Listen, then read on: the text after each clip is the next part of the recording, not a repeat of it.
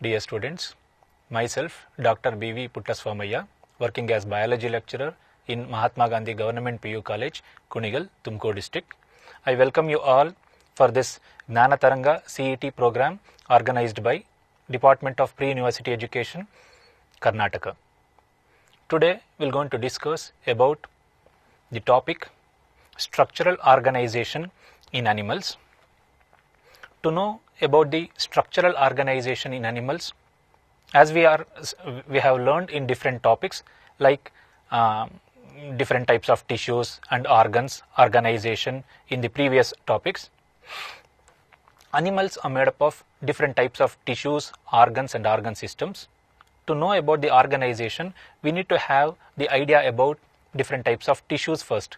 In this topic, the main points which we need to recall are different types of animal tissues and their function, structural aspects, and second one, morphology and anatomy of three important animals. According to your syllabus, we need to learn about the earthworm, cockroach and frog morphology and anatomy. To know about different types of tissues, as we are aware, there are four different types of tissues are present.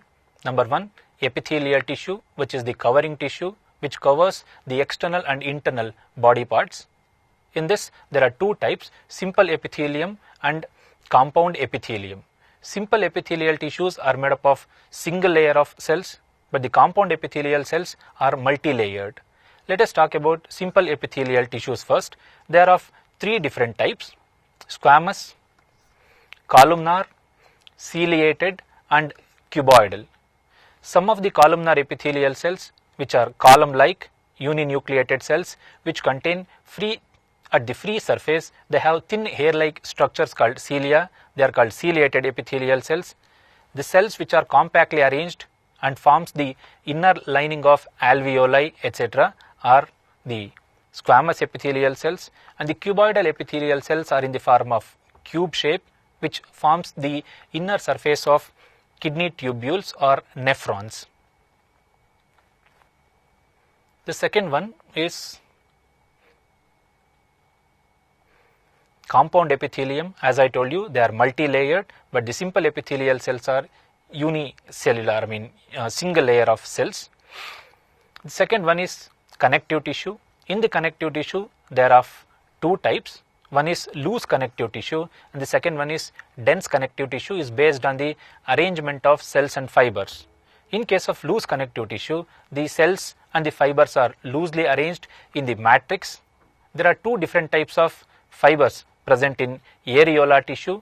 They are collagenous fibers and thin thread-like highly branched elastin fibers, which gives flexibility and strength to the connective tissue. The second one is adipose tissue, is specialized for its storage of fat. Fat filled cells are the adipose tissue, which are present just below the skin, which maintains the body temperature. It acts like a thermoinsulator to the body. The second one is dense connective tissue. In case of dense connective tissue, the cells and the fibers, especially the fibers, are compactly arranged. If the fibers are arranged in the form of in an orderly manner called dense regular connective tissue, if the fibers and cells are randomly arranged inside the matrix, this is the matrix and these are the fibers, collagenous fibers. If they are randomly arranged, called dense irregular. Move on to the next type of connective tissue. They are the specialized connective tissue like cartilage, bone and the blood. Cartilaginous tissue consists of collagenous fibers. Remember, collagen is one of the protein which is rich in animals. The most abundant protein in animals is collagen fibers made up of collagen protein. It's present in the matrix of the cartilage and the cells of the cartilage called chondrocytes. Second one is bone, which is ossified, contain calcium carbonate salts and the matrix rich in calcium carbonate salts are rich in matrix, and the cells of the bone called osteocytes. The cavity present inside the bone called bone marrow, and within the body of the bone there are minute openings are present through which the transportation of blood vessels and lymphatic vessels takes place in this region called Haverson Canal. and this entire system is called Haverson system. Move on to the next connective tissue is commonly called fluid connective tissue, helps in transportation of nutrients, food materials, respiratory gases, etc., and also helps in the defensive mechanism and helps in blood clotting.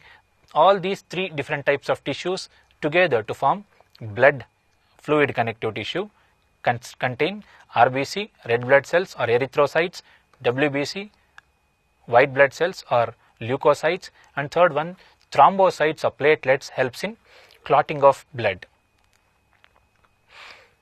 Move on to the next type of tissue called muscular tissue or muscle tissue, which provides shape, strength, flexibility to the body, in which there are three types. Number one, striated muscle or skeletal muscle, which is associated with the skeletal system. It is multinucleated tubular structures with alternative dark and light striations are present. Second one is smooth muscle tissue, which is spindle shaped uninucleated structures. And third one, cardiac muscle, which is highly specialized, it's branched, multinucleated, and it contains special wall thickenings called intercalated discs.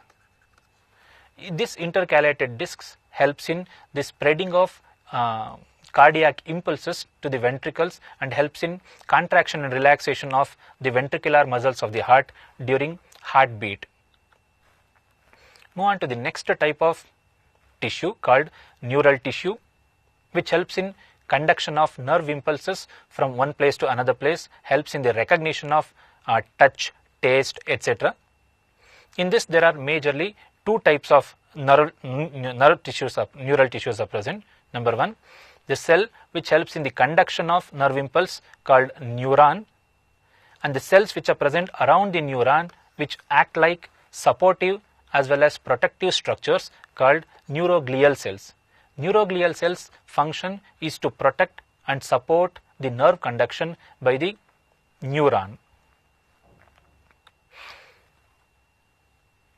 Move on to the next heading in this chapter. In this chapter, we need to learn about morphology and anatomy of three different types of organisms. The first one is earthworm.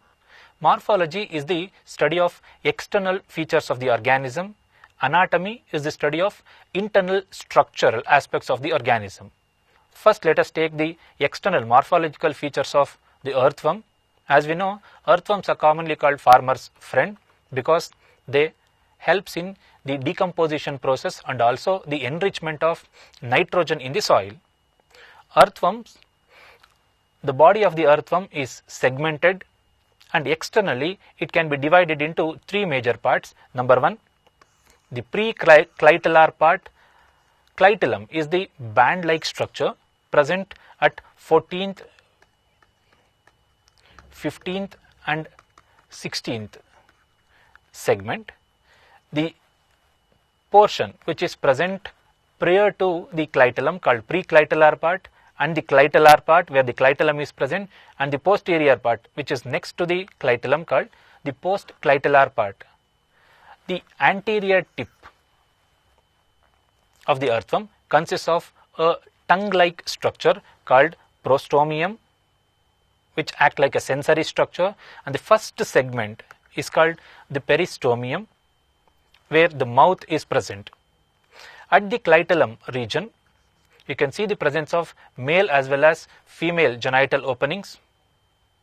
In the postclitellar part, at the ventral side, you can see the presence of thin microscopic hair-like structures called setae, which helps in locomotion.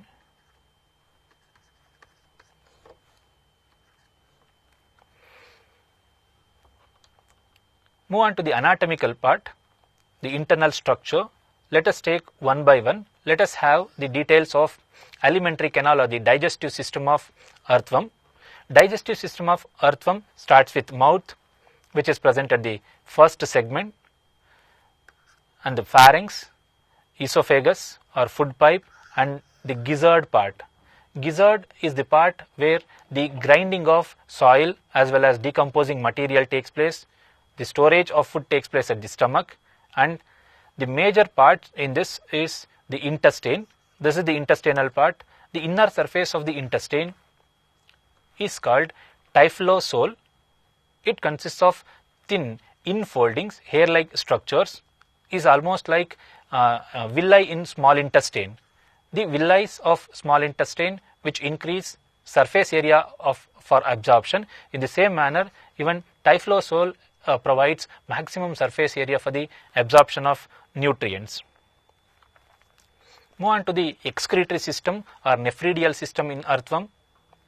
There are three types of nephridia for the elimination of nitrogenous waste in earthworm. They are pharyngeal nephridia, which are present in the early segments. Second one is integumentary nephridia, and third one is septal nephridia. Nephridia are the excretory organs, as I told you, which helps in the elimination of nitrogenous waste, and the vermicompost is the undigested waste or partially digested waste which comes out of the body of the earthworm, are rich in nitrogen, which is one of the macronutrient responsible for normal growth and development as well as for the reproduction in plants. Move on to the reproductive system of earthworm. Reproductive system of earthworm consists of spermatheca, which stores the sperms.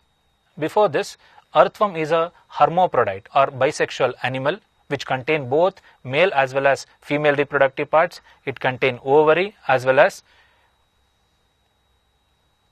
testes.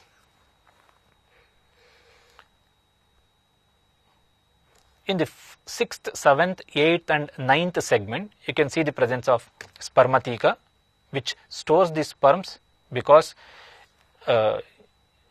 earthworms nalli ಮೇಲ್ ಮತ್ತು female reproductive parts ಎರಡೂ ಇದ್ರೂ ಸಹ fertilisation self ಆಗೋದಿಲ್ಲ. ಅಂದರೆ ಅದರಲ್ಲೇ ಇರುವಂಥ ಸ್ಪರ್ಮ್ಸ್ಗಳು ಅದರಲ್ಲೇ ಇರೋ ಎಗ್ಸ್ ಜೊತೆಗೆ ಫ್ಯೂಸ್ ಆಗೋದಿಲ್ಲ.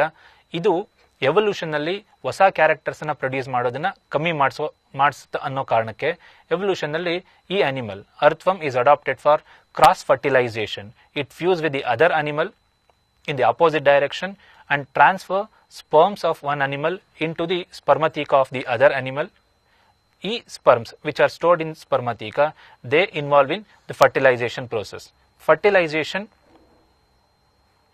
takes place in the specialized mucus cup-like structure secreted by the clitellum called cocoon. Move on to the next anatomical important structure of the earthworm called circulatory system. As we are aware, the only invertebrate which contain closed circulatory system is Annelida, and in this one of the Annelida is earthworm. Earthworm consists of closed circulatory system, that is transportation of blood takes place through the definite blood vessels. These blood vessels are dorsal in position, called dorsal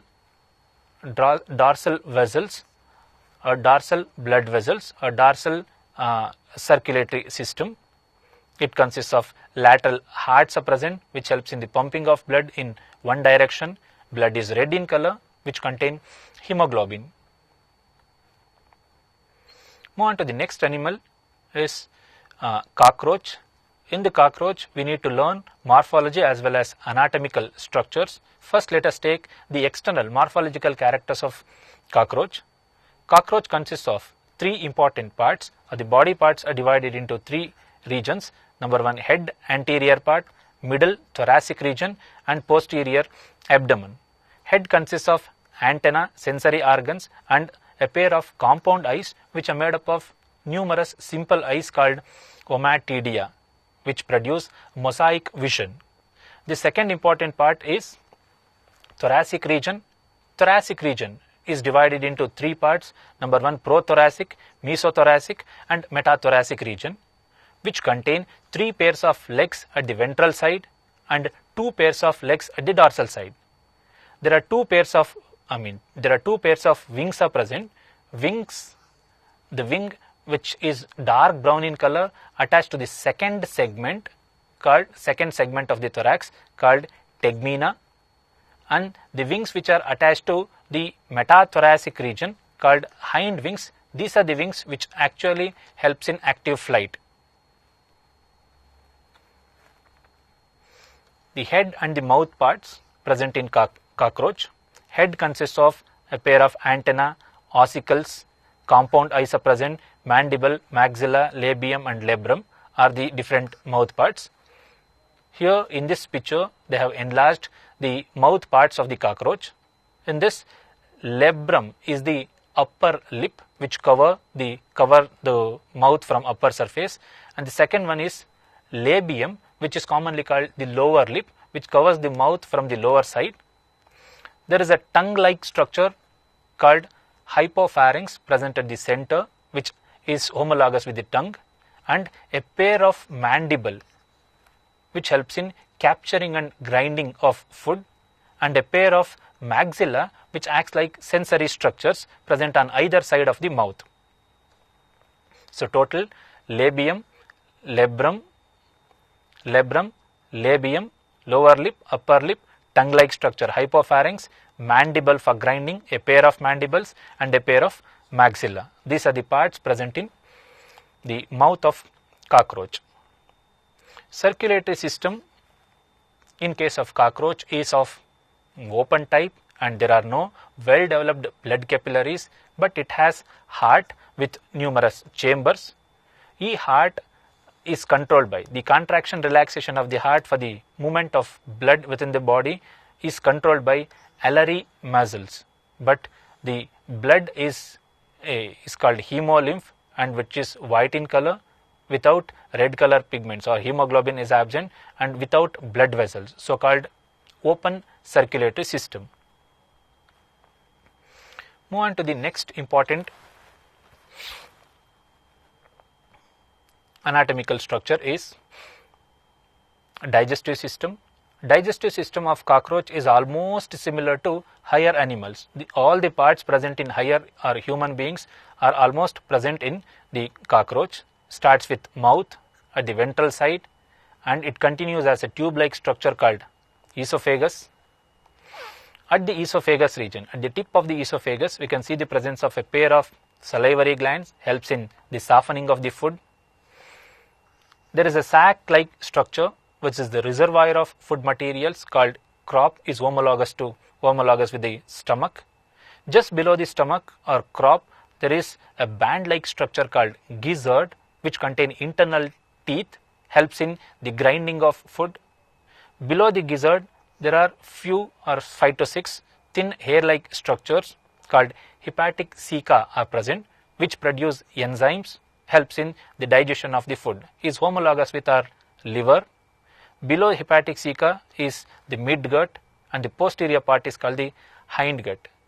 In the midgut region or mesenteron, completion of digestion and absorption of food materials takes place. Below the midgut, there are few yellow colored thin hair-like structures called the Malpighian tubules. Important, these Malpighian tubules are the excretory structures, helps in the elimination of nitrogenous waste from the body. They are the actual excretory structures of cockroach. Rectum is the part where the storage of undigested waste takes place, and there is anus here, through which elimination of undigested as well as the nitrogenous waste from the Malpighian tubules comes out of the body. These two pictures explains about the reproductive system of the cockroach. This is the reproductive system of male cockroach, and here is the female cockroach.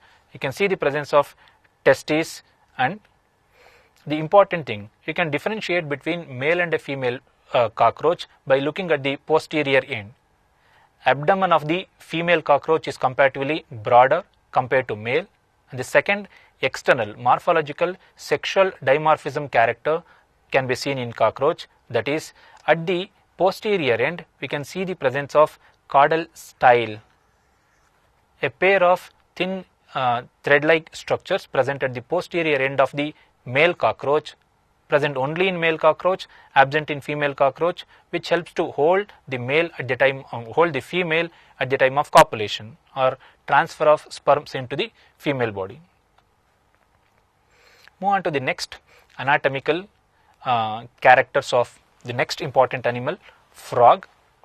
This diagram shows the complete digestive system, excretory system and also circulatory system, a brief circulatory system of frog. In this completely they have explained the digestive structure, digestive system of the cockroach. Starts with esophagus, the tip of the esophagus connected with the mouth, and the digestive glands called liver are present, storage organ, stomach, intestine, rectum, and the opening which is common for both the gametes as well as for the undigested waste as well as for the elimination of nitrogenous waste, called cloaca. Cloaca is the cloacal aperture, or cloaca is the common opening through which the elimination of nitrogenous waste, undigested waste takes place. These are the pictures of male and female reproductive system of frog. Here the reproductive system is commonly called urinogenital system, because here the urinary system or kidney and the reproductive system, testes and ovary, are united and they have a common passage called cloacal aperture. At the cloacal aperture you can see the presence of even urinary bladder which stores urine released from the urethra. Here these are the ovary. This is the ovary which produce ova, which are collected by the funnel shaped structure present at the tip of the oviduct and release at cloaca. From the or through the cloaca, release of eggs takes place into the water medium. In the same manner, even the sperms from the testes release through the cloaca into the water. In the water medium, fertilization or the fusion of gametes takes place. This type of fertilization in frog, where the fusion of gametes takes place in the water medium, called external fertilization. Now let us take some of the objective questions from this chapter. The first question, the type of epithelial cell lying in the inner surface of the fallopian tube, bronchioles, are known as.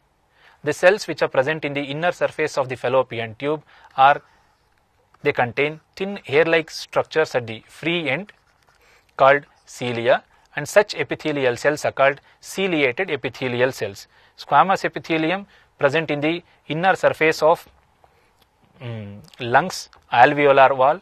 Columnar epithelial cells present in the inner surface of the stomach, intestine, which forms microvilli, helps in the absorption of food materials.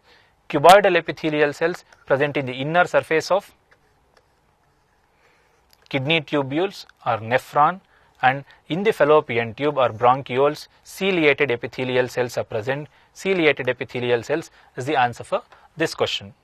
Move on to the next question. The specialized cell junctions such as tight junctions, adhering junctions and gap junctions are found in. These junctions, tight junction, gap junctions, adhering junctions, are the connections, proteinaceous connections present between the epithelial cells, which helps in cell to cell communication. Such adhering junctions, tight and gap junctions present only in case of epithelial tissue, absent in neural, connective and muscular tissue. So the answer for this question is epithelial tissue. Next question. Tendons are the connective tissue which attach. Tendons and ligaments are the two important tissues which join the muscle with bone and bone to bone. The ligaments are the connective tissue.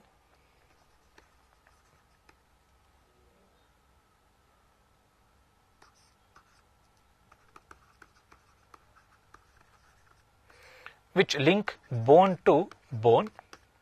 Ligament join bone with bone, but the tendons are the connective tissue which connects skeletal muscle with the bone, which gives flexibility to the bones and strength. Skeletal muscles with the bones, which provides extra strength for the carrying weight, for the movement, for sitting, standing, etc. Pick the odd one based on the tissue type.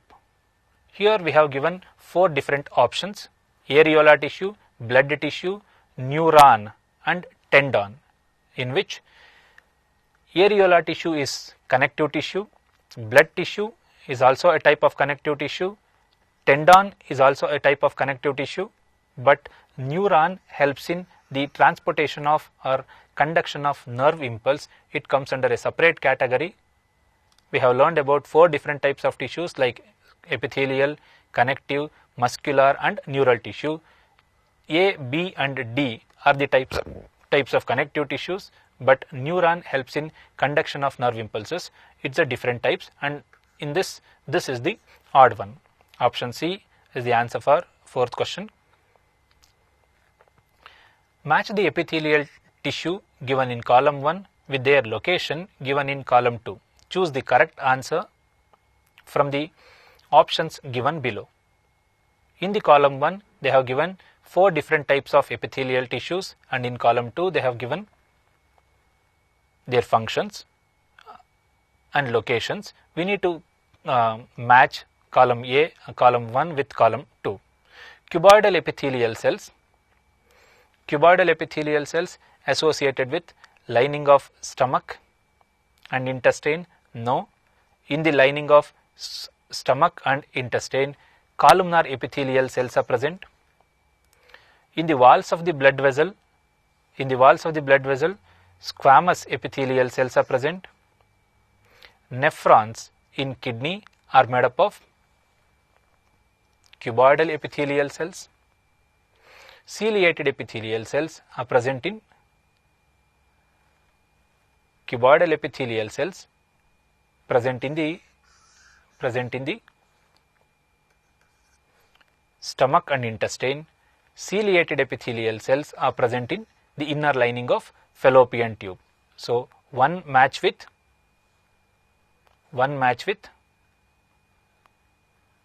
cuboidal epithelial cells. A. 2 match with inner lining of fallopian tube, columnar epithelial cells.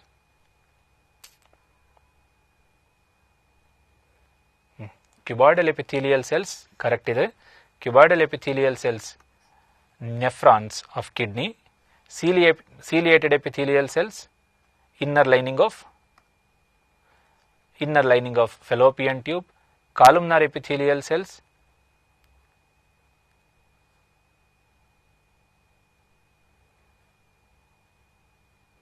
lining of stomach and intestine, and squamous epithelial cells in the inner wall of the blood vessels. So the answer is option C.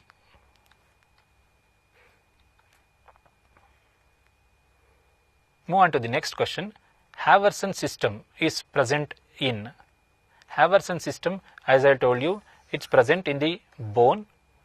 This is the bone marrow cavity, and in this region you can see the presence of bone cells or the osteocytes, where in between the osteocytes or the bone cells, fascicles, the openings are present for the transportation of blood vessels, lymphatic vessels.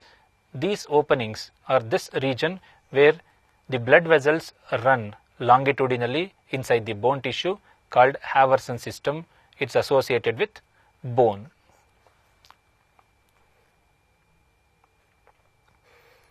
Next question. Which is the most abundant protein in animal world? As I told you while giving the synopsis, collagen is the most abundant protein in the animal world.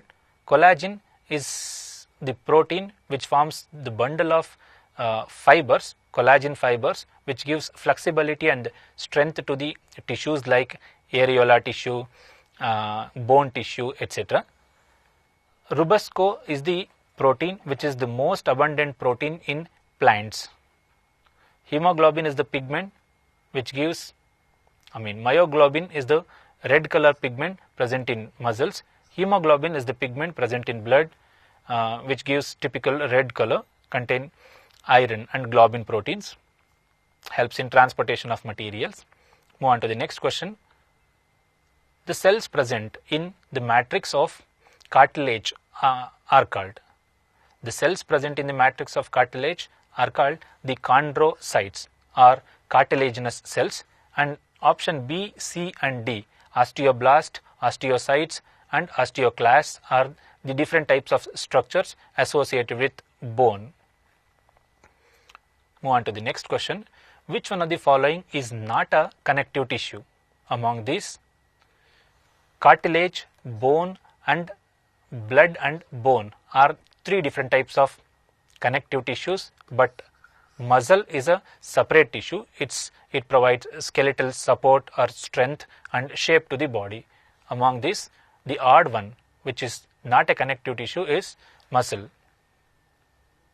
Answer for this question is option D. Identify agranulocytes from the following.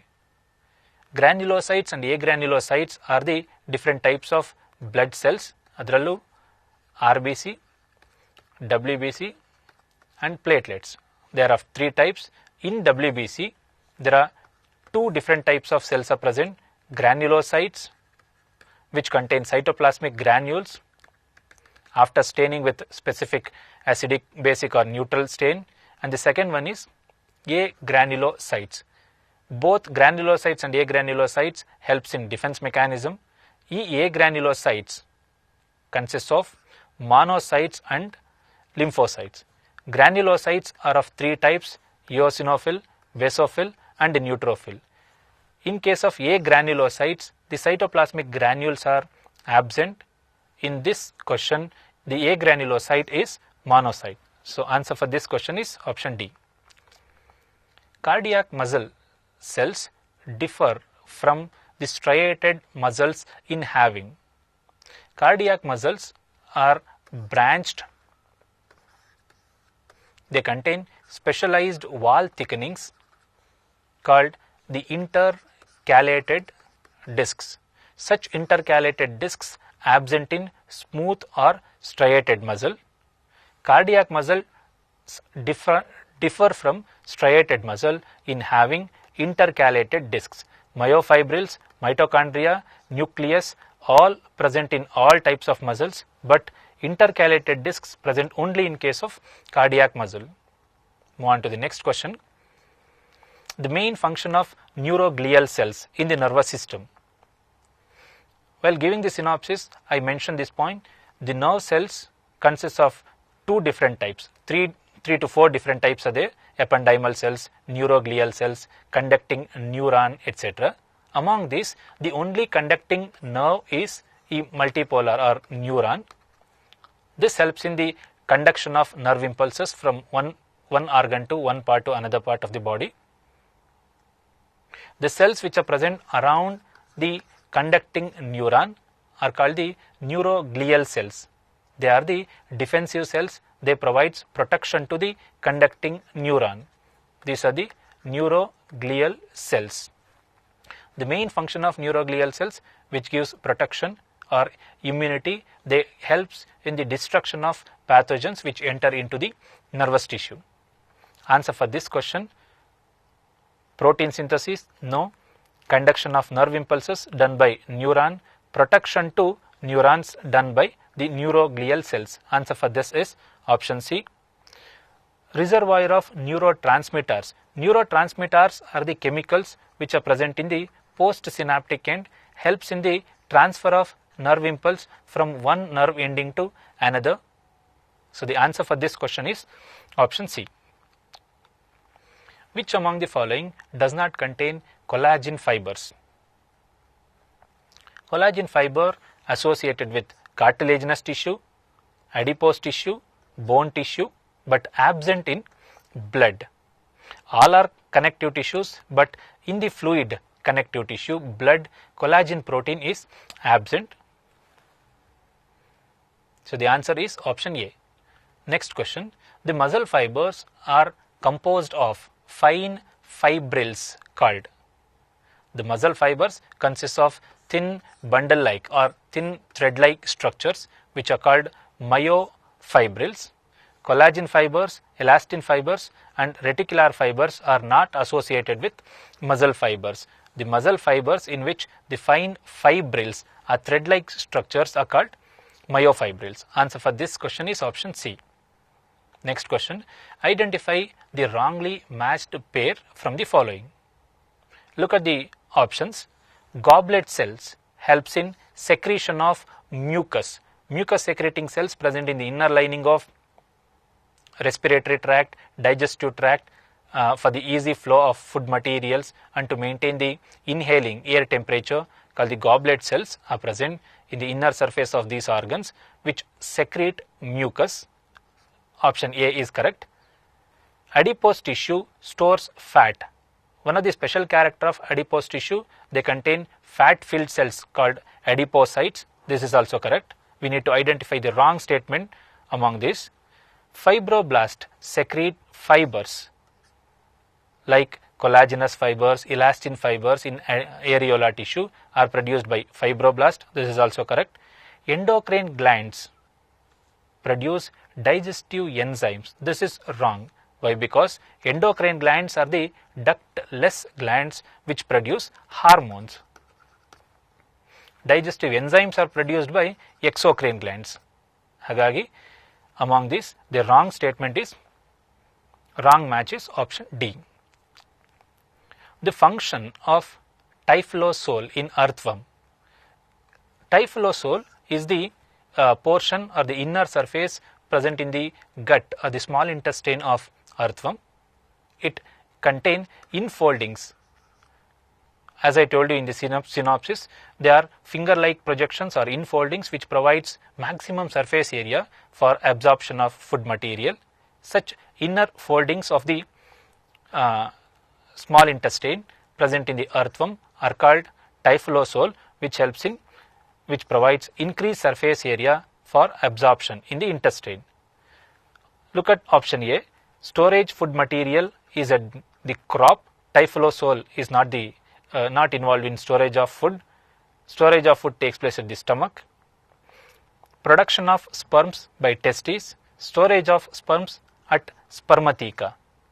Typhlosolve helps in the absorption of food material. The infoldings of the small intestine called the typhlosolve. Answer for this is option D. Identify the wrong statement with respect to earthworm. Look at the first point. They have three types of nephridia: pharyngeal nephridia, integumentary nephridia, and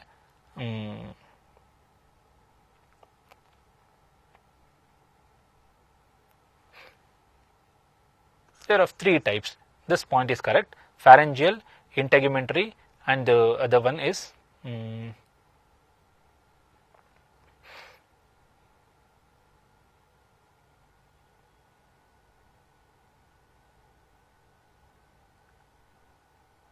okay, there are three types. Let us see. Second one is they have closed type of blood vascular system. Yes, in earthworm you can see the closed circulatory system. Transportation takes place through the blood vessels.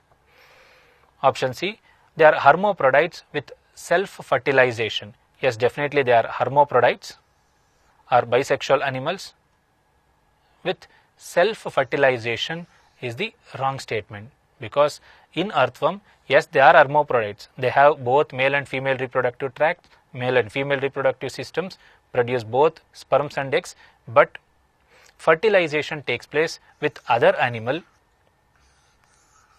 Transportation or exchange of gametes takes place between two earthworms in opposite direction.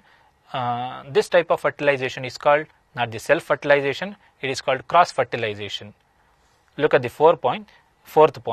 They have 4 pairs of spermatheca in 6th to 9th segment of the body. Spermatheca helps in storage of sperms and present at 6th to 9th segment. This point is also correct. The wrong statement among these is option C, because yes, they are hermaphrodites, but fertilization is not self, it's cross fertilization. The process of increasing fertility of soil by earthworm is called. The process of increasing soil fertility by increasing the nitrogen level in the soil is process called vermicomposting.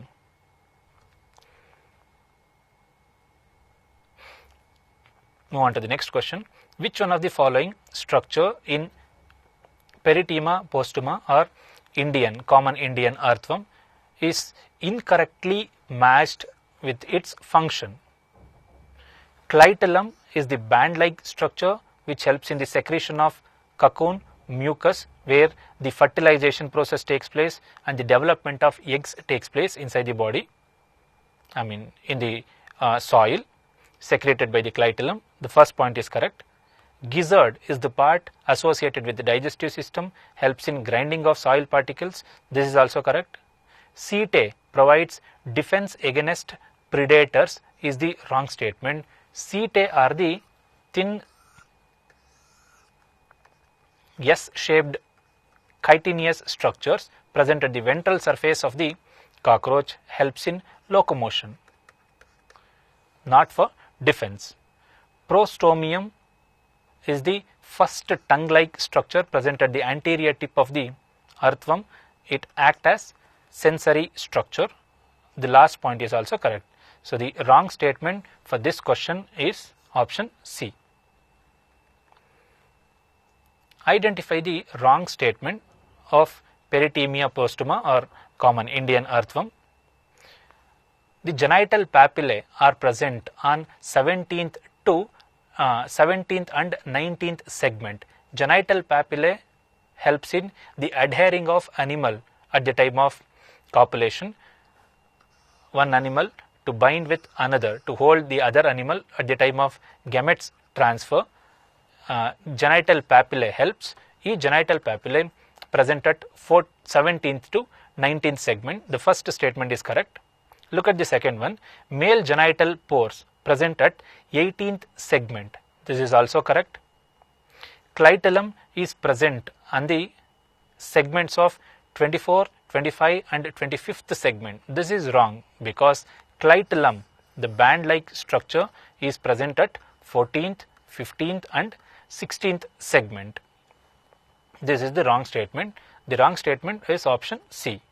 Look at the last one. Segments of earthworm are called somites. This is also correct. Which one of the following structure in male cockroach distinguishes it from the female cockroach? Male and female cockroach, as I told you earlier, this is the posterior end of the female cockroach, and this is the posterior end of the male cockroach.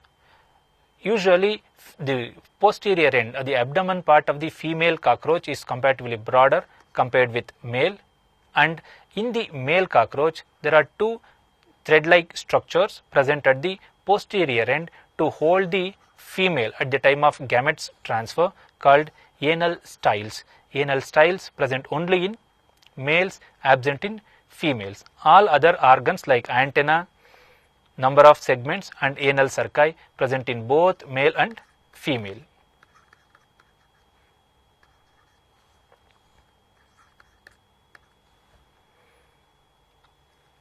Identify the wrong statement with respect to the mouth parts of cockroach. A single mandible is present. Single mandible, look at this. There are a pair of mandible or two mandibles present in the mouth part of the cockroach, not the single. We need to identify the wrong statement. So the option A is wrong. Look at the other options also. Single labium, also called lower lip. This is correct. Single labrum is also called the upper lip. This is also correct. A single hypopharynx present in between the upper and lower lip, labium and labrum, called hypopharynx, which is homologous with the tongue, helps in the engulfing of food material or pushing of food materials into the mouth.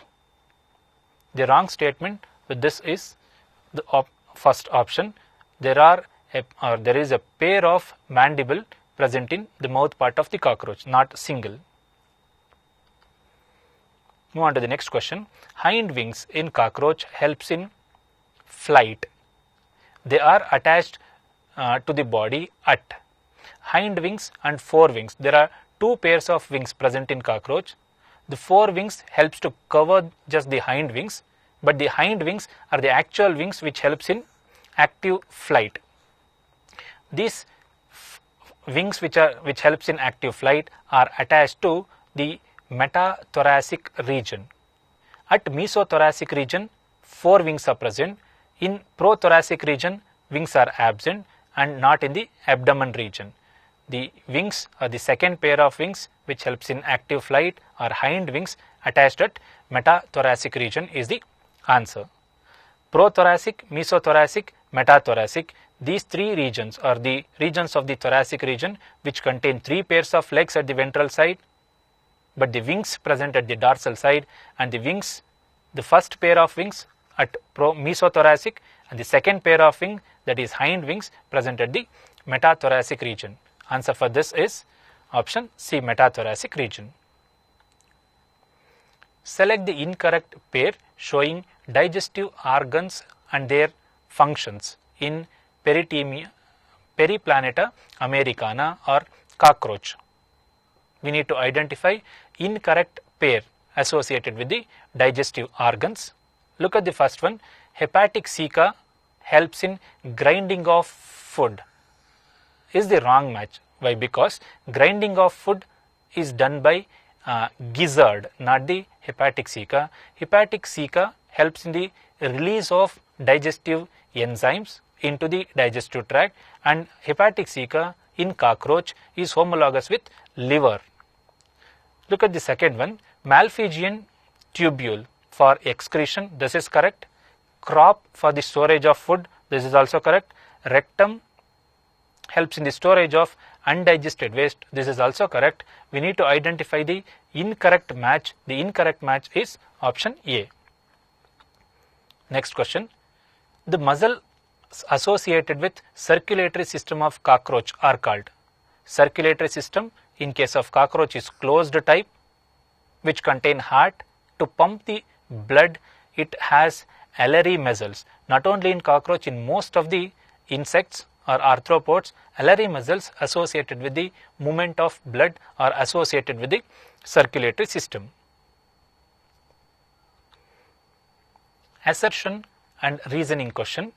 Cockroach is an example for uricotilic organism.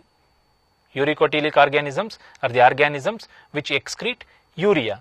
Based on the elimination of nitrogenous waste, we can classify the animals into 3 types. Based on the waste material which comes out of the body, nitrogenous waste. Some organisms eliminate nitrogenous waste in the form of ammonia, which synthesize acids. The elimination of the organisms which eliminate ammonia as nitrogenous waste called aminotilic. The organisms which convert a highly toxic ammonia into uric acid called uricotilic organisms, and the organisms which eliminate the ammonia in the form of uric acid called uricotilic, and the elimination of ammonia takes place in the form of urea called ureotilic organisms. Human beings are ureotilic. Most of the birds and arthropods are uric acid. They eliminate uric acid called uricotilic organisms. Fishes and amphibians, when they are in the aquatic habitat, they are adapted for aminotilic conditions. Look at this assertion point. Cockroach is an example for uricotilic organism. Reason, they excrete. Why they are called uricotilic? Because they excrete nitrogenous waste in the form of uric acid. For the assertion, the given reason is correct. Look at the options. First option, both assertion and reason are true, and R is the correct explanation of A. This will become the answer for this question. Look at the second option also. Both A and R, assertion and reason, are true, and R is not the correct explanation of A. Here for the assertion, the given reason is correct. So hagagi option B is wrong. Option C, A is true, R is false. Both assertion and reasons are false. For this question, for the given assertion, reason is correct. Hagagi answer is option A. Move on to the next question. How many times does nymph of Periplaneta americana cockroach undergoes molting before becoming an adult? Molting is the shedding of exoskeleton, and the development in case of cockroach is indirect. It consists of several stages, morphologically distinct stages called nymphal stages. To develop into from nymph to adult, E. Periplaneta americana, it undergo molting. Shedding of exoskeleton takes place about 13 times. 13 times molting takes place for the development of an adult completely developed cockroach from the nymphal stage or from the egg to adult. There are 13 molting or shedding of exoskeleton takes place 13 times. Identify the wrong statement with respect to reproductive system of cockroach. This question is about the reproductive system of cockroach. Look at the first point. Development is purometabolous. Purometabolous in the sense consists of different nymphal stages. If the different nymphal stages, morphologically distinct stages present in the development of cockroach from egg to adult, called purometabolous. Development is purometabolous. This point is correct. We need to identify the wrong statement, remember. Second option, females produce an average of 9 to 10 ootheca. This is also correct. Each ootheca contain 14 to 16 eggs. Ootheca is the case-like structure, small or capsule-like structure which consists of eggs. ನೀವು ನೋಡಿರ್ಬೋದು ಅಂದ್ಕೊಳ್ತೀನಿ, ಈ cockroach ಹಿಂಭಾಗದಲ್ಲಿ ಈ ಥರದ ootheca ಈಗ attach ಆಗಿ carry ಆಗುತ್ತೆ. Female cockroach usually carry e ootheca which consists of eggs. 14 to 16 eggs are present. Option A, B and C are correct. Look at option D. They are monoecious and fertilization is internal. Cockroach is not monoecious, it is dioecious, nothing but unisexual. Monoecious ಅಂತ ಹೇಳಿದ್ರೆ bisexual. Cockroach is not bisexual, it is unisexual. ಹಾಗಾಗಿ the wrong statement is option D. Frogs are seen during peak. Frogs are not seen during peak summer and winter season because they undergo.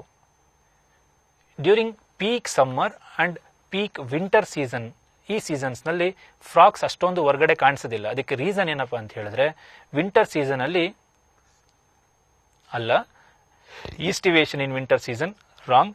ಈಸ್ಟಿವೇಷನ್ takes place at summer season. Aestivation or summer sleep ಅಂತ ಕರಿತೀರಿ, to escape from unfavourable conditions. ಹಾಗೆ during in winter season they undergo hibernation. Hibernation in winter season, it's also called the winter sleep, and estivation is called the summer sleep. Due to these two adaptations, we cannot see frogs in more number at peak summer and winter season. Look at option A. Estivation in winter is wrong. Estivation in summer season, and hibernation in summer. Hibernation not takes place in summer. Hibernation takes place in winter season. Hagagi option A is wrong. For this question, option B is correct. Why? Because estivation in summer, hibernation in winter makes the organisms to tolerate from unfavorable conditions. That's why the number of frogs in these two seasons are comparatively less.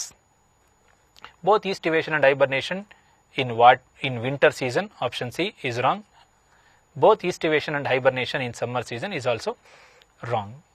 Move on to the next question.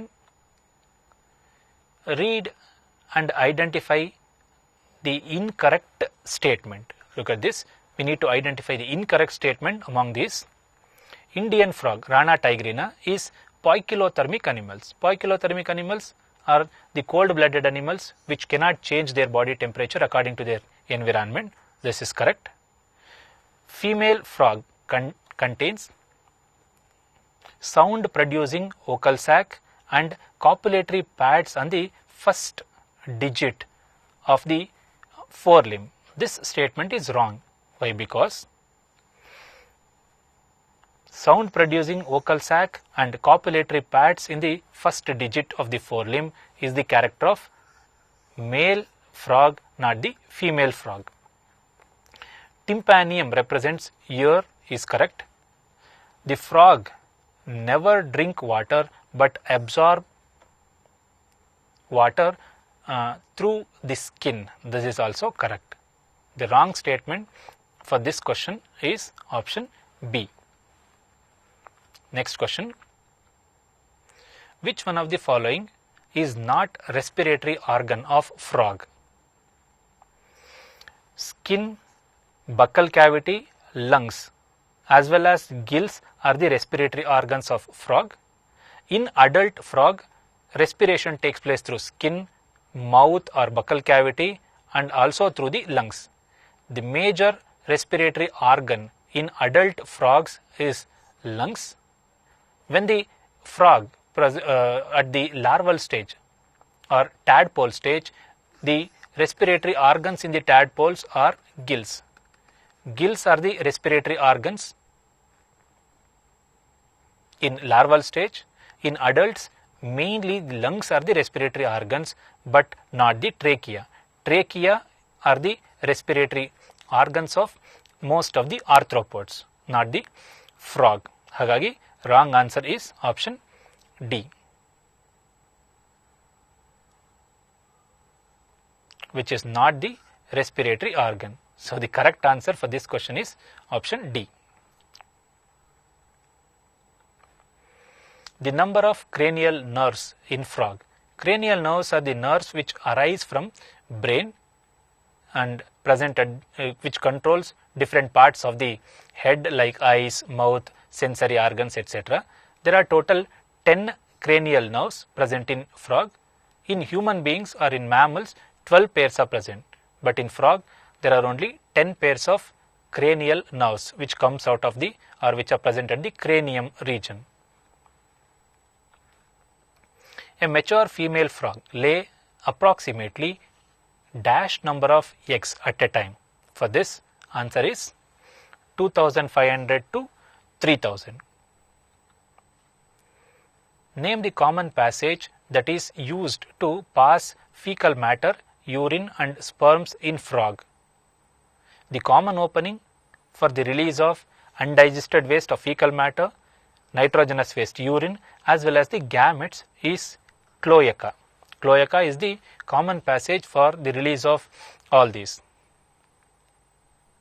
Move on to the next question.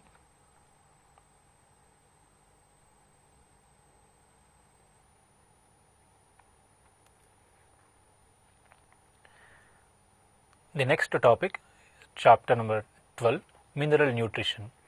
Mineral nutritions, in which the minerals are the inorganic solutes present in soil which helps in the normal growth and development of the plant, absorbed by the plants from the root system. Let us take a brief synopsis before entering into the questions part.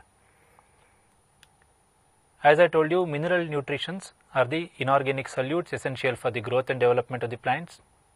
They are of two types, macronutrients and micronutrients. Macronutrients are the nutrients which are in excess or which are present in excess. Excess in the sense excess of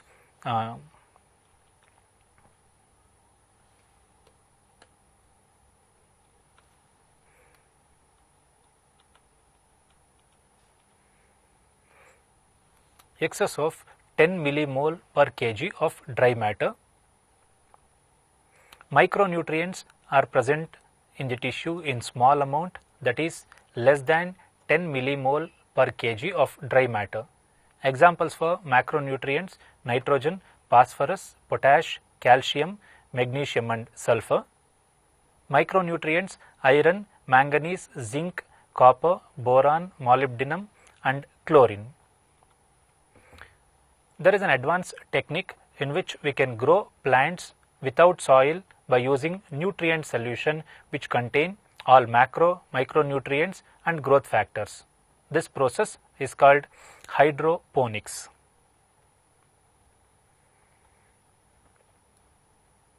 Four broad categories of essential elements based on their function, components of biomolecules and which forms the structural elements of the cells, example carbon, hydrogen, oxygen and nitrogen.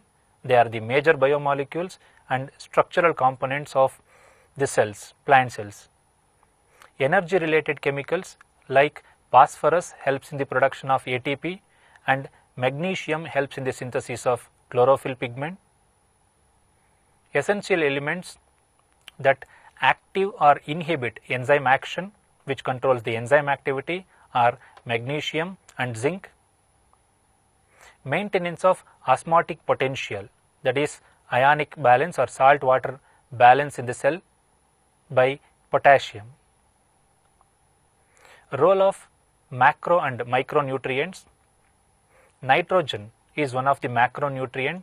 It is the component of proteins, nucleic acids, vitamins, chlorophyll pigment and hormones.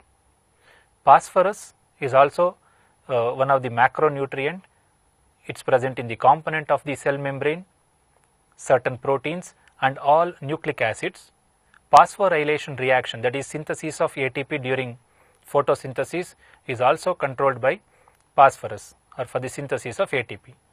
Potassium maintains the ionic balance, cation and anion balance in the cell, helps in protein synthesis, opening and closing of stomata, activation of enzymes and maintenance of turgidity of the cells by potassium.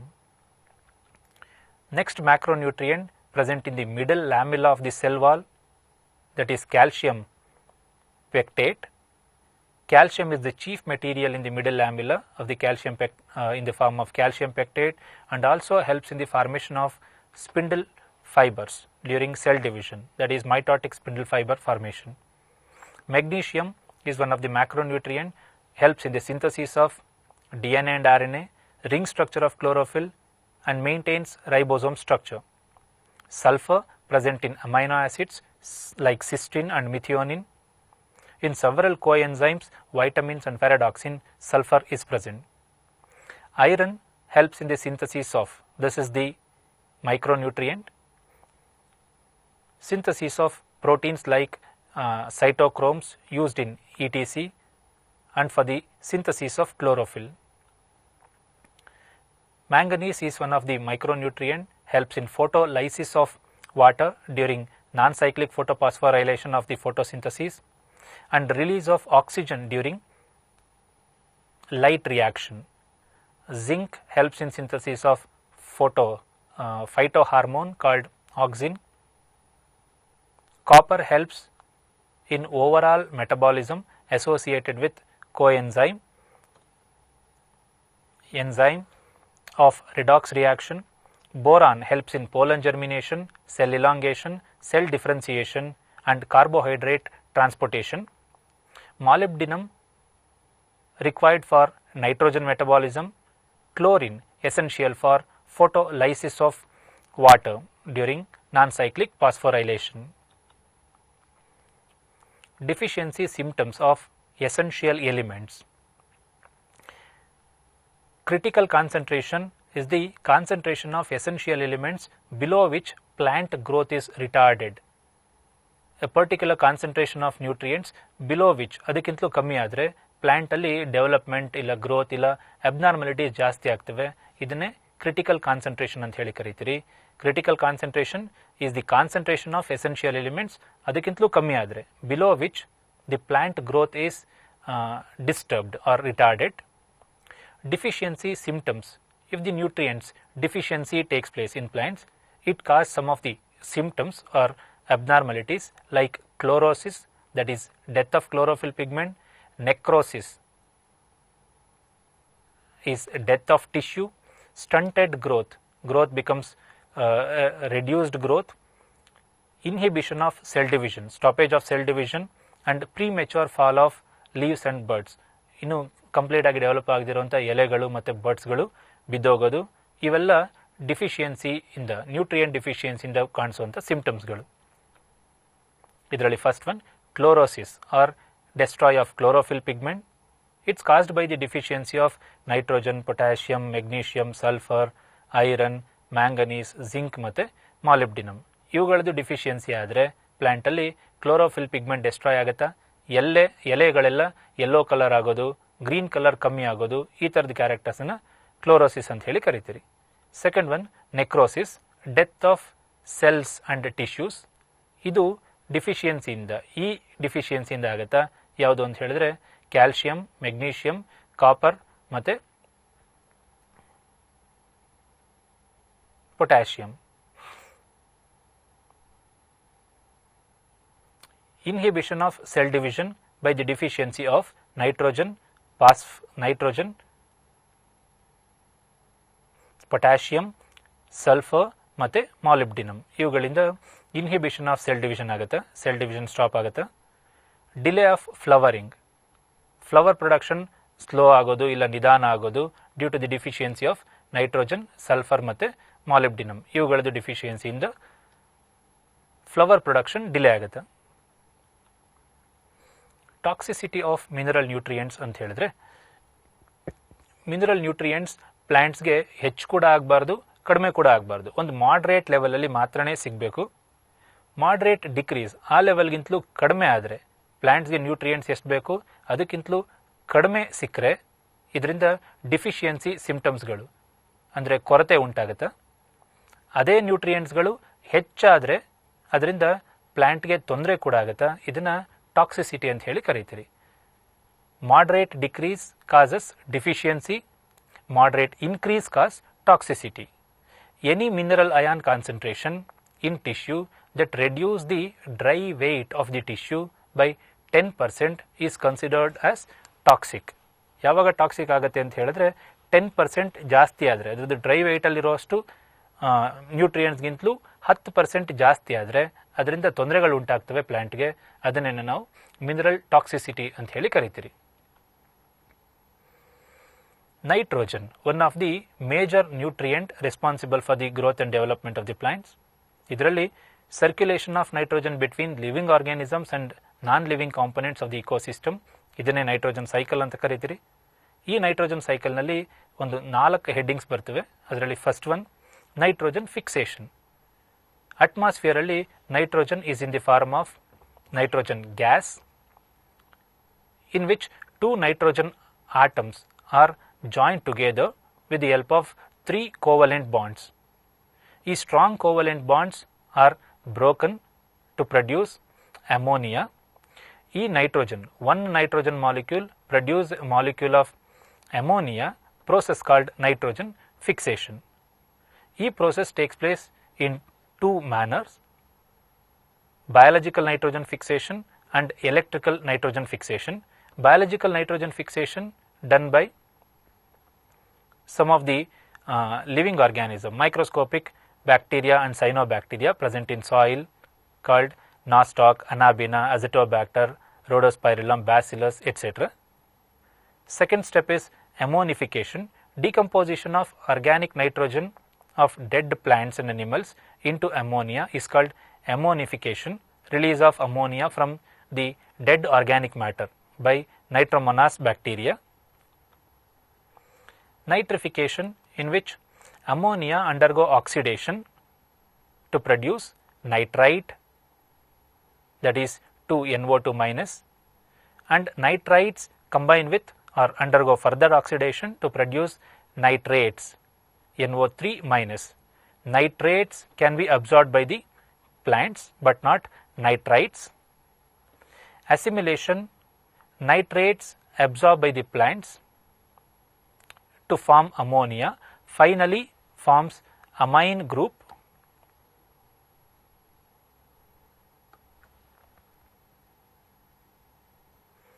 of amino acids.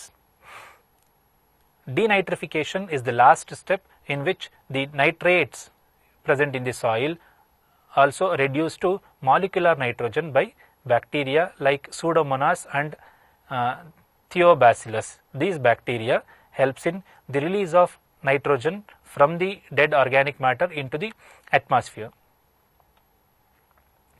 This chart shows the complete nitrogen cycle with all the major headings.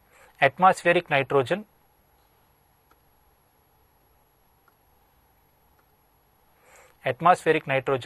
convert into ammonia by biological nitrogen fixation or industrial nitrogen fixation. The second one, electrical nitrogen fixation at the time of thunder and lightning. By absorbing energy, the atmospheric nitrogen convert into nitrates, process called electrical nitrogen fixation. Biological nitrogen, during biological nitrogen fixation, the nitrogen convert into ammonia. Further, this ammonia convert into nitrites, process called nitrification, and the organisms which involve in this process are nitromonas. Nitrites undergo further oxidation to produce nitrates, which can be absorbed by the plants with the help of nitrobacter. Now the nitrogen present in the biomass enter into the animals in the food chain. The death of animals forms decaying biomass, and the same manner plant biomass also undergo or after death convert into decaying biomass which contain nitrogen. This nitrogen release into the atmosphere in the form of ammonia, process called ammonification.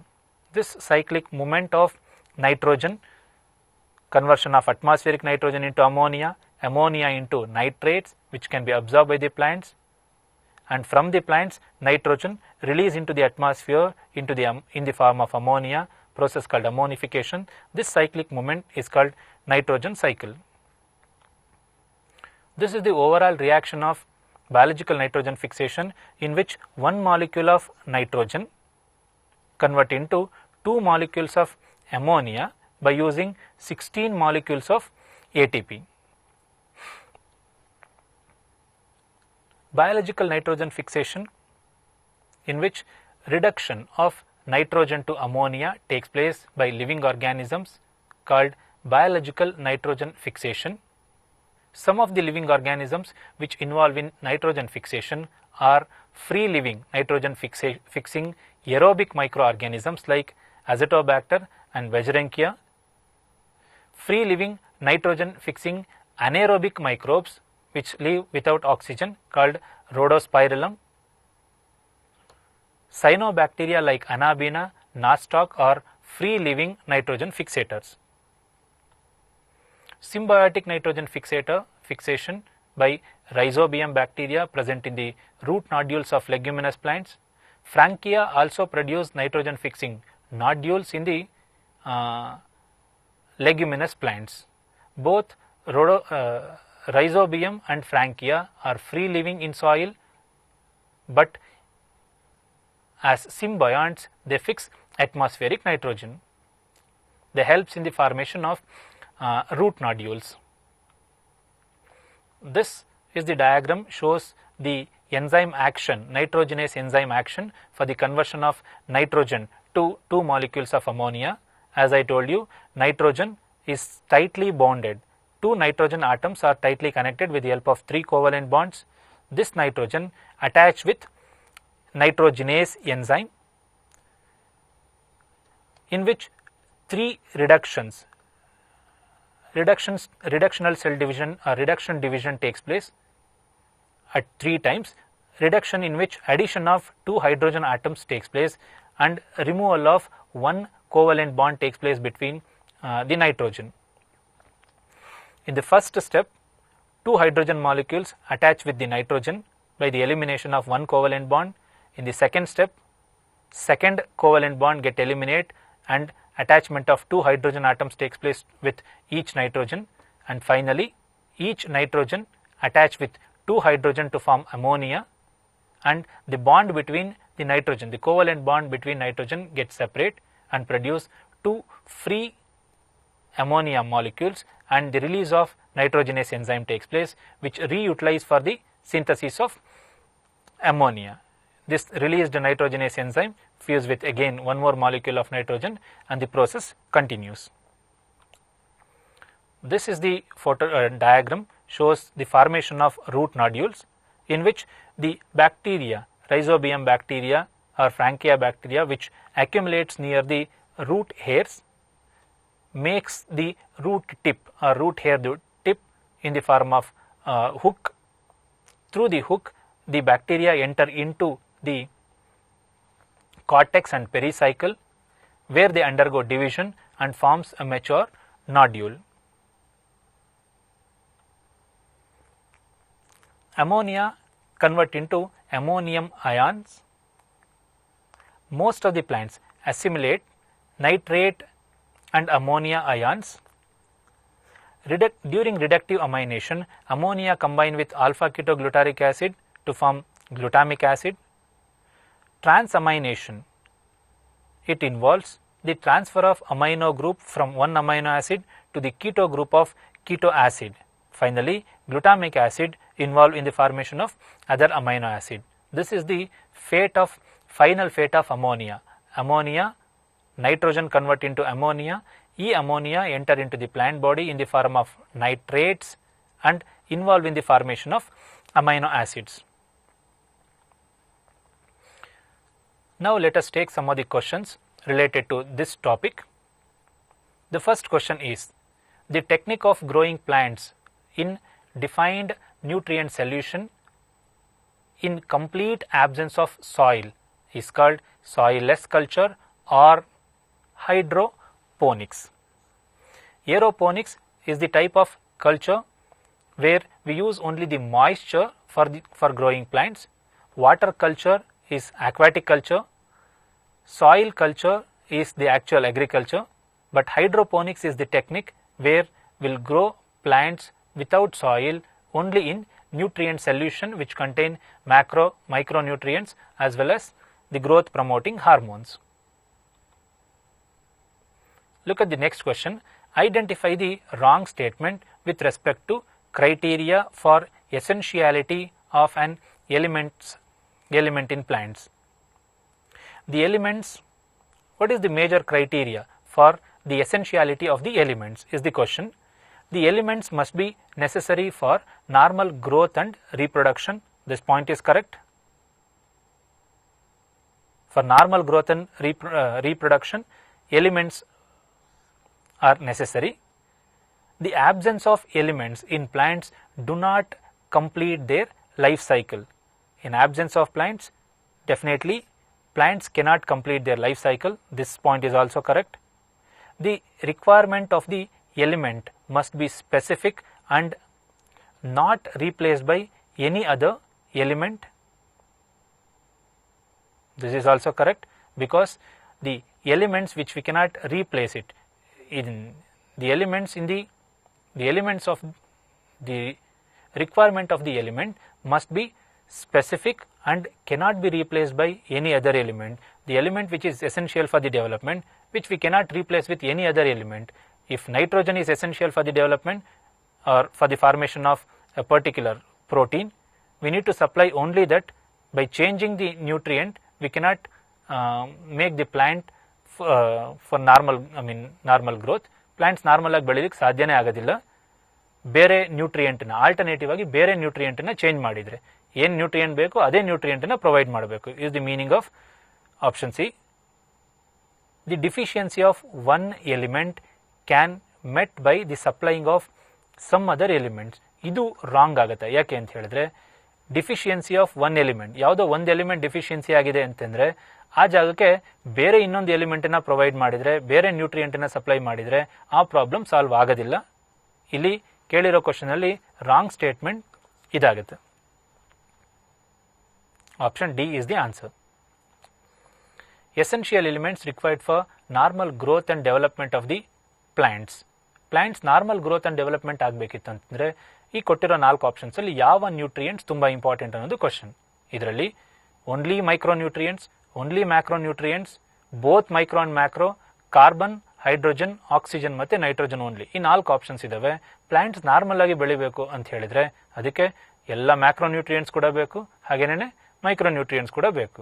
ಹಾಗಿದ್ರೆ answer option C.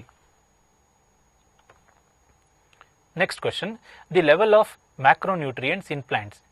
ಎಷ್ಟಿದ್ರೆ macronutrients ಅಂತ ಹೇಳಿ ಕರೀತಾರೆ ಅಂತ ಕೇಳೋ ಕ್ವಶನ್ಗೆ answer more than. Okay, answer is question is the level of micronutrients in plant tissue. Option A more than 10 millimole per kg of dry matter. More than 10 millimole per kg ಇತ್ತಂತ ಹೇಳಿದ್ರೆ ಇದನ್ನ ಮ್ಯಾಕ್ರೋನ್ಯೂಟ್ರಿಯೆಂಟ್ ಅಂತ ಹೇಳಿ ಕರಿತೀರಿ. ಲೆಸ್ ದ್ಯಾನ್ 15 ಅಲ್ಲ, more than 15 ಕೂಡ ಅಲ್ಲ, less than 10 millimole per kg of dry matter is the answer for micronutrients. Micronutrients ಅಂದರೆ ಯಾರು ಅಂತ ಹೇಳಿದ್ರೆ, ಇದರಲ್ಲಿ ನ್ಯೂಟ್ರಿಯೆಂಟ್ಸ್ ಎಷ್ಟಿರಬೇಕು ಅಂತ ಹೇಳಿದ್ರೆ 10 millimole per kg ಗಿಂತಲೂ ಕಡಿಮೆ ಇದ್ದಂಥ ನ್ಯೂಟ್ರಿಯೆಂಟ್ಸ್ನ ನಾವು ಮೈಕ್ರೋನ್ಯೂಟ್ರಿಯೆಂಟ್ಸ್ ಅಂತ ಹೇಳಿ ಕರೀತೀರಿ. Fifth question, select the option that contains micronutrients only. ಕೊಟ್ಟಿರೋರಲ್ಲಿ ಬರೇ ಮೈಕ್ರೋನ್ಯೂಟ್ರಿಯೆಂಟ್ಸ್ ಯಾರು ಅಂತ ಹೇಳಿ ಕಂಡುಹಿಡಿಯಬೇಕು. ಸೆಕೆಂಡ್ ಆಪ್ಷನಲ್ಲಿ ಈ ಎಲ್ಲನೂ ಕೂಡ ಮ್ಯಾಕ್ರೋನ್ಯೂಟ್ರಿಯೆಂಟ್ಸ್, ಸಿ ನಲ್ಲಿ ಕೂಡ ಎಲ್ಲನೂ ಮ್ಯಾಕ್ರೋನ್ಯೂಟ್ರಿಯೆಂಟ್ಸ್, ಇದರಲ್ಲಿ ಪೊಟ್ಯಾಷಿಯಂ ಮತ್ತು ಮ್ಯಾಂಗನೀಸ್ ಈ ಎರಡು ಕೂಡ ಮ್ಯಾಕ್ರೋನ್ಯೂಟ್ರಿಯೆಂಟ್ಸ್. ಆನ್ಸರ್ ಓನ್ಲಿ ಮೈಕ್ರೋನ್ಯೂಟ್ರಿಯೆಂಟ್ಸ್ ಇರೋದು ಆಪ್ಷನ್ ಎ ನಲ್ಲಿ. ಆಪ್ಷನ್ ಎ ನಲ್ಲಿರೋ ಮ್ಯಾಂಗನೀಸ್, ಮಾಲಿಬ್ಡಿನಮ್ ಮತ್ತು ಜಿಂಕ್ ಇದ್ಮೂರು ಕೂಡ ಮ್ಯಾಕ್ರೋನ್ಯೂಟ್ರಿಯೆಂಟ್ಸ್ಗೆ ಎಕ್ಸಾಂಪಲ್ ಆಗ್ತವೆ. ಮ್ಯಾಕ್ರೋ ಅಂತೀರಿ, ಮೈಕ್ರೋನ್ಯೂಟ್ರಿಯೆಂಟ್ಸ್ಗೆ example. Which one of the following elements are required for chlorophyll synthesis in plants? Chlorophyll ಸಿಂಥಸಿಸ್ಗೆ ಬೇಕಾಗಿರುವಂಥ ನ್ಯೂಟ್ರಿಯೆಂಟ್ಸ್ ಯಾರು ಅಂತ ಹೇಳಿ ಕೇಳೋ ಕ್ವಶನ್ಗೆ ಆನ್ಸರ್ ಆಪ್ಷನ್ ಎ, ಐರನ್ ಮತ್ತು ಮೆಗ್ನೀಷಿಯಂ. ಈ ಎರಡು ತುಂಬಾನೇ important nutrients for the synthesis of chlorophyll. Identify the statement which is the major constituent of proteins, nucleic acids, vitamins ಮತ್ತು ಹಾರ್ಮೋನ್ಸ್. ಪ್ರೋಟೀನ್ಸ್ನಲ್ಲಿ, ನ್ಯೂಕ್ಲಿಕ್ ಆಸಿಡ್ಸ್ನಲ್ಲಿ, ವೈಟಮಿನ್ಸ್ನಲ್ಲಿ ಮತ್ತು ಹಾರ್ಮೋನ್ಸ್ನಲ್ಲಿ ಎಲ್ಲರಲ್ಲೂ ಇರುವಂಥ ಹೆಚ್ಚಿರುವಂಥ ನ್ಯೂಟ್ರಿಯೆಂಟ್ ಯಾರು ಅನ್ನೋ ಕೇಳೋ ಕ್ವಶನ್ಗೆ answer nitrogen. Nitrogen is present in proteins, nucleic acids, vitamins ಮತ್ತು hormones. Select the incorrect pair. ಕೊಟ್ಟಿರೋರಲ್ಲಿ ಒಂದು ಕಡೆಗೆ ನ್ಯೂಟ್ರಿಯೆಂಟ್ಸ್ ಕೊಟ್ಟಿದ್ದಾರೆ, ಇನ್ನೊಂದು ಕಡೆಗೆ ಅದರದ್ದು ಫಂಕ್ಷನ್ ಅನ್ನು ಕೊಟ್ಟಿದ್ದಾರೆ. ಯಾವುದು ರಾಂಗ್ ಇದೆ ಅನ್ನೋದನ್ನು ಕಂಡುಹಿಡಿಯಬೇಕು. Magnesium helps in the formation of spindle fibres, correct ಆಗಿದೆ ಇದು. Iron helps in the formation of chlorophyll, ಇದು ಕೂಡ ಸರಿಯಾಗಿದೆ. Chlorine helps in the photolysis of water, breaking of water during photophosphorylation to release oxygen, ಇದು ಕೂಡ correct ಆಗಿದೆ. Sulphur is the component of vitamins ಅಂತ ಹೇಳ್ತಾರ. ವೈಟಮಿನ್ಸ್ನಲ್ಲಿ ಸಲ್ಫರ್ ಇಲ್ಲ, ಸಲ್ಫರ್ ಇರೋದು ಎನ್ಸೈಮ್ಸ್ನಲ್ಲಿ, ಐ ಮೀನ್ ಅಮೈನೋ ಆಸಿಡ್ಸ್ನಲ್ಲಿ ಯಾರು ಸಲ್ಫರ್ ಇರುತ್ತೆ. ಸಿಸ್ಟಿನ್ ಮತ್ತು methionine amino acids consist of sulphur, not the vitamins. So the wrong or incorrect match is option D. Identify the two elements essential for splitting up of water to liberate oxygen during photosynthesis, light reaction of photosynthesis. ಈ ಕ್ವಶನ್ಗೆ answer option C. Manganese ಮತ್ತು chlorine ಈ ಎರಡೂ ಕೂಡ responsible for photolysis of or break down of water to release oxygen during non-cyclic photophosphorylation. Next question, the concentration of the essential elements below which plant growth is retarded is the definition of critical concentration. The meaning of critical concentration is the level of essential elements below which, ಅದಕ್ಕಿಂತಲೂ ಕಡಿಮೆ ಆದರೆ plant ನಲ್ಲಿ growth stop ಆಗ್ಬಿಡುತ್ತಾ, ಇದನ್ನ critical concentration ಅಂತ ಹೇಳಿ ಕರೀತೀರಿ. ಮುಂದಿನ question, the deficiency symptoms tend to appear first in. ಪ್ಲಾಂಟ್ಸ್ನಲ್ಲಿ ಡಿಫಿಷಿಯನ್ಸಿ ಆದರೆ ಅದರದ್ದು ಸಿಂಪ್ಟಮ್ಸ್ಗಳು ಯಾವ ಪಾರ್ಟಲ್ಲಿ ಮೊದಲು ಕಾಣಿಸ್ತವೆ ಅನ್ನೋದು ಕ್ವಶನ್. ಮೊದಲು ಕಾಣಿಸೋ ಸಿಂಪ್ಟಮ್ಸ್ಗಳು ಈ ಥರ ಡಿಫಿಷಿಯನ್ಸಿ ಆದರೆ ಯಾರಲ್ಲಿ ಕಾಣುತ್ತೆ ಅಂತ ಹೇಳಿದ್ರೆ ಓಲ್ಡರ್ ಟಿಶ್ಯೂಸ್ನಲ್ಲಿ. ಓಲ್ಡರ್ ಟಿಶ್ಯೂಸ್ನಲ್ಲಿ ಡಿಫಿಷಿಯನ್ಸಿ ಅಕ್ಯುಮುಲೇಟ್ ಆಗುತ್ತೆ. ಇದರಿಂದ ಯಂಗ್ ಪ್ಲಾಂಟ್ಸ್ ಕೂಡ, ಯಂಗ್ ಟಿಶ್ಯೂಸ್ ಕೂಡ ಡೆವಲಪ್ಮೆಂಟ್ ನಡೆಯೋದೇ ಇಲ್ಲ. ಸೊ ಸಿಂಪ್ಟಮ್ಸನ್ನು ನಾವು ನೋಡ್ಲಿಕ್ಕೆ ಸಿಗೋದು ಓಲ್ಡರ್ ಲೀವ್ಸ್ನಲ್ಲಿ. ಈಗ ನೈಟ್ರೋಜನ್ ಡಿಫಿಷಿಯನ್ಸಿ ಆದರೆ ಕ್ಲೋರೋಸಿಸ್ ಆಗೋದು, ಎಲೆ ಯೆಲ್ಲೋ ಕಲರ್ ಆಗೋದು. ಯಾವುದರಲ್ಲಿ ಯೆಲ್ಲೋ ಕಲರ್ ಆಗುತ್ತೆ ಅಂತ ಕೇಳಿದ್ರೆ ಅದು ಓಲ್ಡರ್ ಟಿಶ್ಯೂಸ್ನಲ್ಲಿ, ಓಲ್ಡ್ ಪಾರ್ಟ್ಸ್ನಲ್ಲಿ we can notice the deficiency symptoms easily. Next question, necrosis in plants occurs mainly by the deficiency of. Necrosis ಅಂದರೆ ಕೇಳಿದ್ದೀವಿ, ನೆಕ್ರೋಸಿಸ್ ಅಂದರೆ death of tissue and cells in plants due to the deficiency of main ಆಗಿ calcium ಮತ್ತು magnesium. ಹಾಗಿದ್ರೆ answer option A. ಮುಂದಿನ question, delay of flowering in plants caused by the deficiency of. ಪ್ಲಾಂಟ್ಸ್ನಲ್ಲಿ flower production slow ಆಗಲಿಕ್ಕೆ ಇಲ್ಲ delay ಆಗಲಿಕ್ಕೆ ಯಾವ ನ್ಯೂಟ್ರಿಯೆಂಟ್ಸ್ದು ಡಿಫಿಷಿಯನ್ಸಿ ಅನ್ನೋ ಕ್ವಶನ್ಗೆ answer option D nitrogen, sulphur ಮತ್ತು molybdenum. Chlorosis is a type of deficiency symptom in plants refers to. Chlorosis ಅಂತ ಹೇಳಿದ್ರೆ death of chlorophyll pigment. Answer for this is option D. ಮುಂದಿನ question. The appearance of brown spots surrounded by chlorotic veins is due to deficiency of magnesium. Magnesium deficiency ಆದರೆ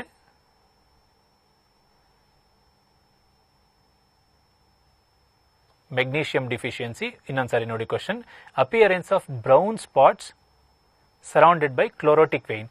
brown ಸ್ಪಾಟ್ಸ್ಗಳು ಅದ್ರ ಸುತ್ತಲೂ yellow colour ಆಗೋದಕ್ಕೆ ಕಾರಣ deficiency of magnesium ಅಲ್ಲ, toxicity of manganese.